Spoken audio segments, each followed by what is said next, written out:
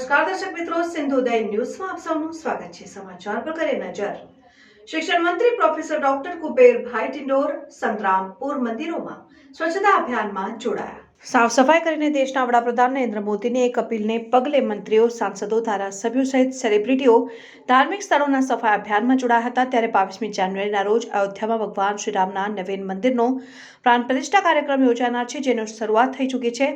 સમગ્ર દેશના મંદિરોને સ્વચ્છ કરીને સુંદર ફૂલો અને લાઇટિંગથી શણગારીને દરેક મંદિરોમાં ધાર્મિક કાર્યક્રમોનું આયોજન કરવામાં આવ્યું છે।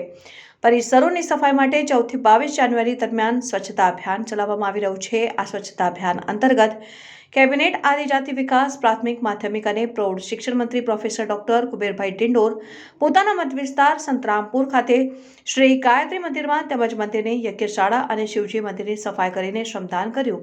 ત્યારબાદ પ્રતાપપુરા ખાતે સંકટ મોચન હનુમાનજી મંદિરની સફાઈ કરીને મન પ્રફુલ્લિત થયું।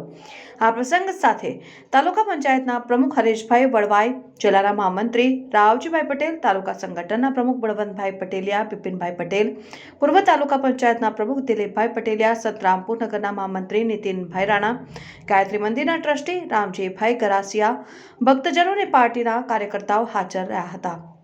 Reporter Sanjay Jaiswal, સિંધુદય news, Santrampur.